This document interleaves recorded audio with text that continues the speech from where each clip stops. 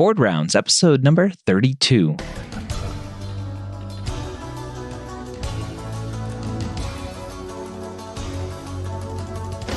The moment you step foot on campus as a medical student, you are gearing up for one of the biggest tests you'll ever have to take. USMLE Step 1 or COMLEX Level 1. The medical school headquarters and BoardVitals are going to help you prepare for your first board exam with questions, pearls of information, and guidance to make sure you have what it takes to score high and match into your specialty of choice. Welcome to Board Rounds. My name is Dr. Ryan Gray, and I am excited to come back after our hiatus with a new co-host, Dr. Mike Natter. Now, you may know Dr. Natter from Instagram, where he has amazing artwork depicting his journey through residency and beyond. He's an amazing artist using his drawings as a way to release his emotions and really paint a picture of what he's going through. Really amazing work. And we talk a lot about that in our episode today before we jump in to our topic of the day. So we will introduce Dr. Mike Natter from BoardVitals right now. Dr. Mike Natters, welcome to Board Rounds. How are you today? I'm doing well, Ryan. Thank you for having me. I'm excited to have a new voice on the podcast, a new person to destroy me when it comes to step one, level one questions. Before we jump in, for people who are new to Board Rounds and maybe don't know you, let's dive in a little bit to find out who Dr. Mike Natters is. So who are you? Who am I? So I am a PGY3 or a third year internal medicine resident at a hospital in New York City. I grew up in the Upper West Side of New York originally, and I actually started out in fine art. So I went to art school. I enjoyed drawing large charcoal figures, and I was always interested in medicine because of my childhood diagnosis of type 1 diabetes. But I was always a little bit worried and a little bit scared of the math and the sciences, and it wasn't really a field that I excelled in. So I kind of put it off in the back burner. Finished undergrad, and in my last year of undergrad, I kind of had this epiphany of, I really want to give this a go. I want to be a doctor, and specifically, I want to be an endocrinologist to help other folks with diabetes.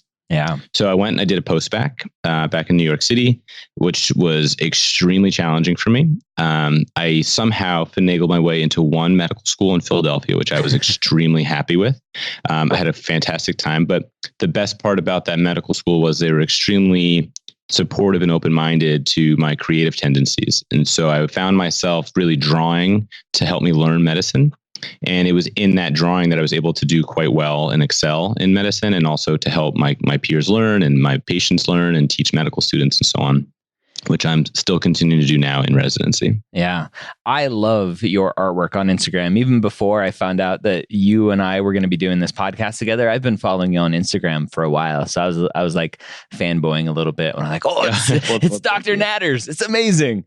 One of my favorite pieces that you have is the little comic with the resident showing his ID to the patient, or the patient looking at the resident's ID, and the resident is blurred out. And what's crystal clear is the ID with the pretty smiling resident face, clean shaven, etc. And then the next one is the resident's in focus, just completely destroyed from a night on the floor. It's crazy. It's my comics have been very cathartic for me.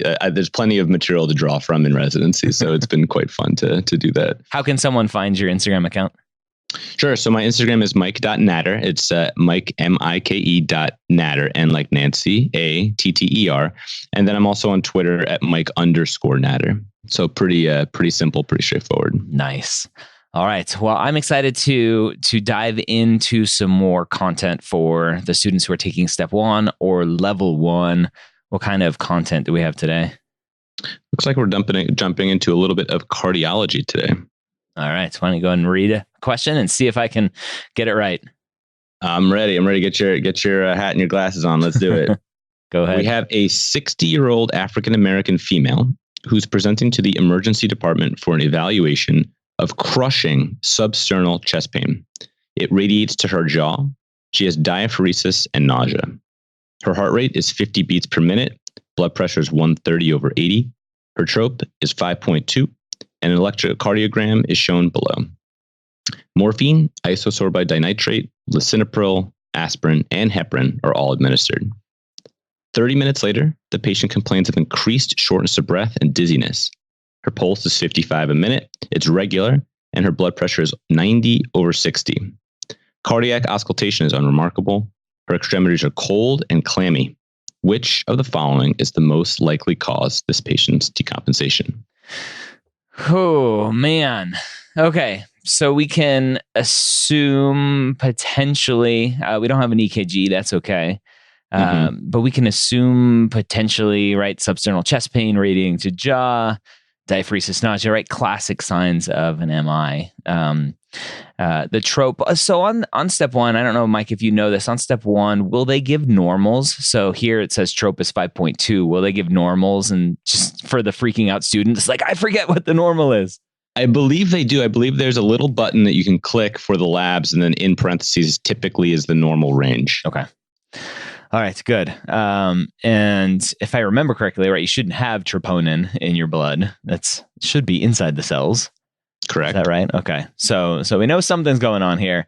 And then they give tons of medications here that are administered. And then shortness of breath and dizziness. Okay. And then pulse 55, blood pressure is dropped. And cardiac auscultation is unremarkable. All right. So multiple choice questions. You want to go ahead and read the questions for us? Let's go for it. So some of the possible answer choices are A, ventricular wall rupture, B, papillary muscle rupture, C, fibrinous inflammation, D, reduced preload, or E, aortic dissection. Okay, so ventricular wall rupture, I think the patient would be a lot more than decompensated here at 55 beats a minute and blood pressure at 90/60. So I think the blood pressure would be a lot lower than that. So I'm going to rule that one out. The papillary muscle rupture, I'm assuming, would lead to something on auscultation. So why do you say that? It's going to mess with one of the valves, and so it's just you're gonna hear something there. Very good. Fibrinous inflammation. I have no idea what that is, but it doesn't sound like something that's going to happen after 30 minutes. So I'm just going to ignore that for now. Very good. And I believe fibrinous inflammation you're going to expect to see, days to weeks to months out, not necessarily acutely. Okay. Reduced preload sounds very nice. And so I don't see any reason why it can't be that. And then aortic dissection is tempting. I don't know. Why? What would make you think, what would a classic symptom be for aortic dissection in terms of the subjective symptoms of the patient? What would you think? Good question. So my uncle had an aortic dissection, and sorry to hear that. Yeah, it led to his demise, unfortunately. Pain was his thing, right? He had a lot of pain because blood flow stopped flowing to different parts of his body. What did he characterize the pain as? I don't know. It's a good question. Typically, and this might be more kind of like the textbook or what you're going to see in a test, maybe less so clinically, but not necessarily. You're going to think of, like a tearing pain. The pain is not going to be this substernal kind of elephant on your chest pain. It's going to be more of something tearing inside of your chest. Yeah. And then very often the pain is going to radiate to your back. Okay. Yep. I remember that from med school.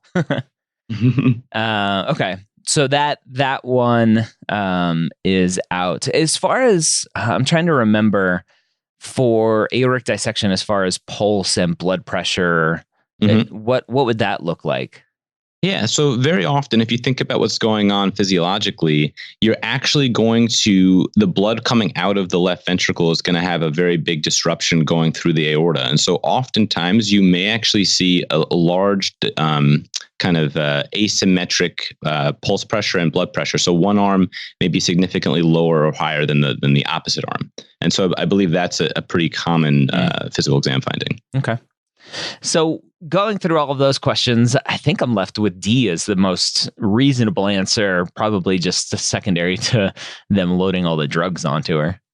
Excellent. Maybe. Yeah, so that's correct. I agree. Let's walk through why that might be. Okay. Or why D is the correct answer of reduced preload. So what do you think about with preload? What is preload? So preload is how much blood is in the ventricle before contraction. Exactly.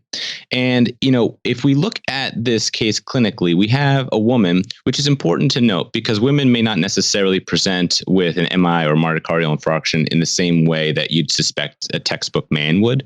However, in this particular vignette, it seems like she's coming in with substernal crushing chest pain. It radiates to her jaw and she's sweating and she's nauseous. Yep. These are classical signs of an MI or a heart attack. So the question's kind of handing us that on a silver platter. Yep. She's having an MI. She has a troponin. And like you said correctly, troponins in the blood are never normal. Troponins live inside the myocardial cells. And unless there's some damage to those cells, that stuff should not ooze out into the blood. So already we know she's having damage to her heart. It's happening acutely and she's symptomatic from it.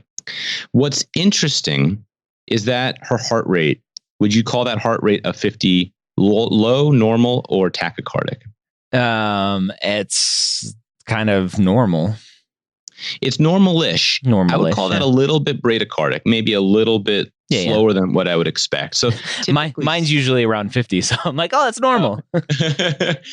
For a healthy young guy who probably runs a lot, you probably live in the 50s and that's totally normal. Mm-hmm. For someone who's under some stress, having a heart attack, you'd expect their heart rate to be much higher. Yeah. And not only that, 50 is actually technically bradycardic. So it's under 60. And so, it's a little bit head scratching. And so it makes me think of, it kind of gives us a clue as to maybe where is this damage in the heart? What vessel is really being affected? Because then we can kind of think of what controls that heart rate in the heart. So now we have a couple of good pieces of evidence. We have subjective evidence that she's having a heart attack with her symptoms. We have objective evidence that she's having a heart attack with her troponins. And if we could see the EKG, likely EKG changes. But now we're also getting some anatomic evidence of where this heart attack might be taking place.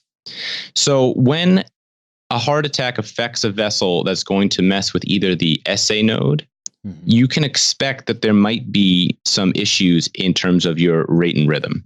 Yeah. And in this case, if she's a little bit bradycardic, I'm going to suspect that one of her nodes is going to be the culprit, or one of the vessels that's supplying the node is going to be the culprit.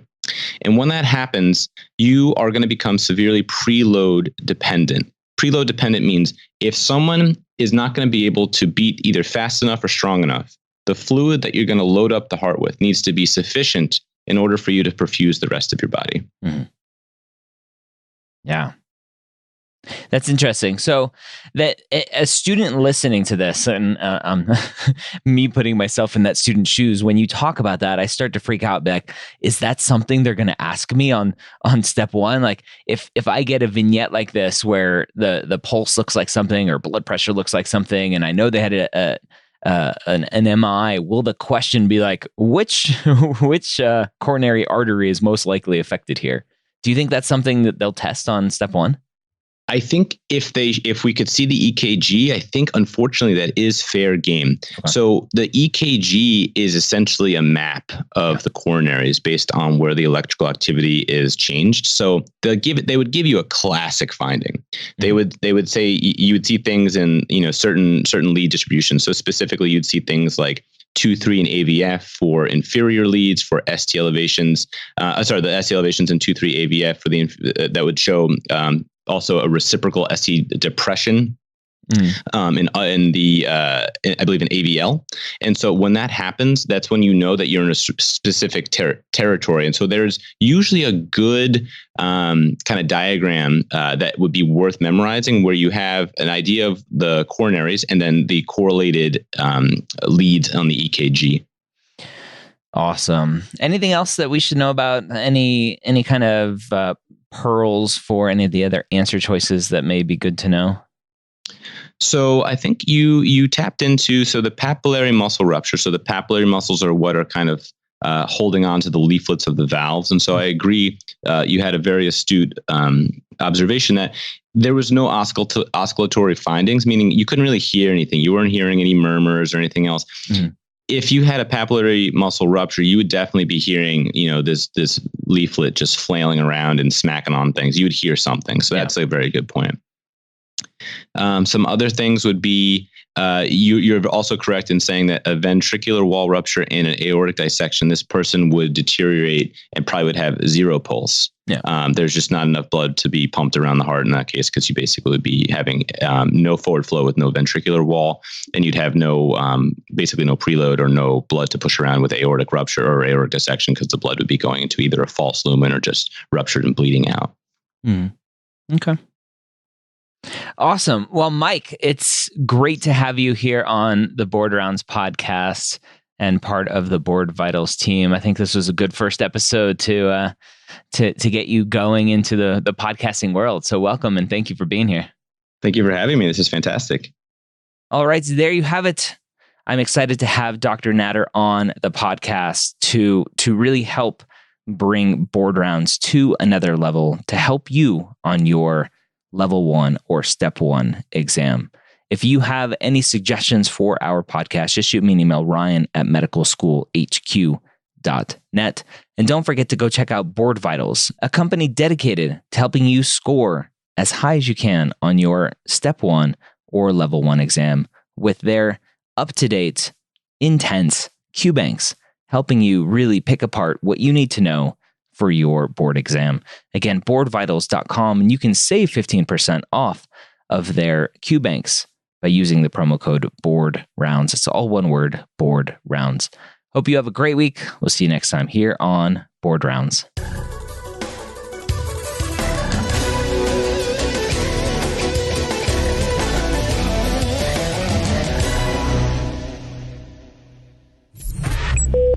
This is MedEd Media.